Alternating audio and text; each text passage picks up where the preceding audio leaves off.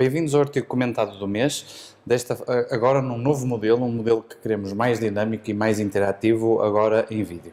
No artigo comentado do mês de janeiro, este artigo foi escolhido pelo Dr. Miguel Mendes, que todos conhecemos, e o artigo foi agora publicado em dezembro de 2017 na JAC e vem da área da prevenção primária. É de facto um artigo muito interessante que tem como título "Os valores normais de LDL estão associados à aterosclerose subclínica em doentes sem fatores de risco", e vem da equipa do CENIC de Madrid, que é liderada pelo Valentin Fuster, e de facto é um artigo muito interessante. Dr. Miguel Mendes, bem-vindo aqui a este novo modelo que queremos, de facto, bastante interativo. Eu, quando o Dr. Miguel Mendes selecionou este artigo, de facto achei isto fascinante, este artigo, porque lida com um problema que nós temos muitas vezes na nossa prática de clínica diária, que é, às vezes ficamos um bocadinho perplexos, como é que doentes aparentemente sem fatores de risco cardiovascular continuam a ter eventos cardiovasculares. E este artigo, de facto, vai ver um bocadinho, vai tentar perceber o que é que acontece utilizando as técnicas de aterosclerose subclínica, nomeadamente a ecografia das ilíacas, das carótidas e também o score de cálcio, tentar perceber numa população em prevenção primária, perceber o que é que determinava esta aterosclerose subclínica. O que é que acha que são as principais mensagens, os principais resultados, então, deste estudo? Eu penso que a principal mensagem é que, efetivamente, aquilo que habitualmente nos descansa e que descansava também os doentes, que era ter os fatores de risco totalmente controlados, é uma falácia. Portanto, efetivamente, isto vem confirmar aquilo que nós encontramos frequentemente na prática clínica, que é indivíduos com um perfil de risco reduzido acabam por ter depois eventos. Aqui ainda estamos um pouco antes disto, não é? Porque aquilo que este estudo, no fundo, pretende fazer é diagnóstico de doença aterosclerótica em fase inicial e depois não avança, não tem dados nenhuns sobre eventos. De qualquer forma, portanto, seria inesperado que nesta população, porque trata-se de uma população ainda de indivíduos jovens, com idade média de 45 anos, com um perfil de risco, de fatores de risco normal, à luz das guidelines, em que se detecta presença de doença aterosclerótica, com certeza ainda não muito significativa, mas já claramente doença em 50% dos casos. Exatamente. E mesmo num subgrupo de doentes com um perfil de risco ainda mais apertado, por exemplo, no primeiro, a tensão arterial, o valor da pressão arterial era 140/90, no segundo já é 120/80. O chamado controle ótimo de fatores de risco, não é? O nível do LDL no primeiro, se não me engano, a glicemia era 126, no segundo já é 100, portanto, e assim por aí fora, relativamente aos outros fatores. Mesmo neste dito ótimo, 38% dos indivíduos aos 45 anos já têm doença.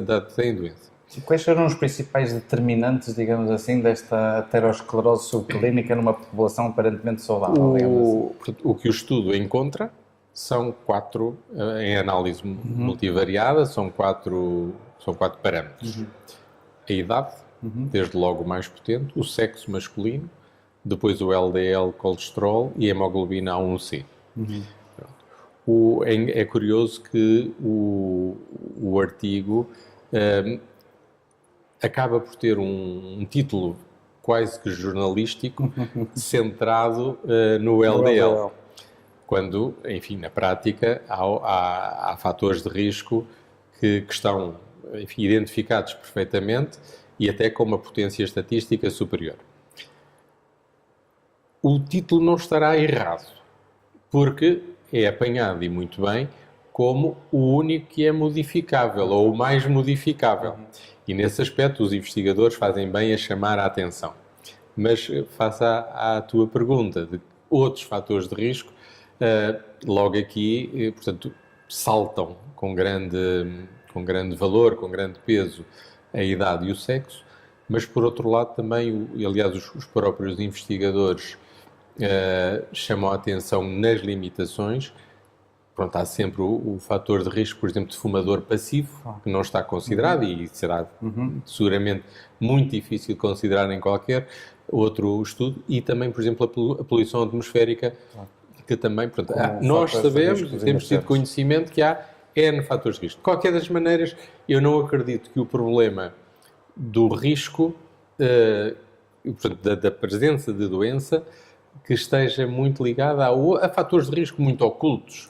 Eu acho que nós já sabemos de vários estudos que os fatores de risco clássicos fazem o diagnóstico, justificam 90% dos eventos. Portanto, não é preciso também... Não é preciso andarmos à procura da água com cálcio ou de outros, enfim, de outros muitos que poderão justificar pequenas percentagens. Mínimas percentagens mínimas. Uma coisa muito interessante também deste estudo, eu acho que isto é interessante, sobretudo integrar com o resto da evidência que a gente tem nesta área, é mostrar que, digamos assim, o cut-off, a partir do momento em que começa a haver aterosclerose subclínica em relação ao LDL, são os valores ali à volta dos 60, 70, que curiosamente são os valores que em prevenção secundária mostraram que ser também um cut-off de regressão da placa da aterosclerose ou não progressão.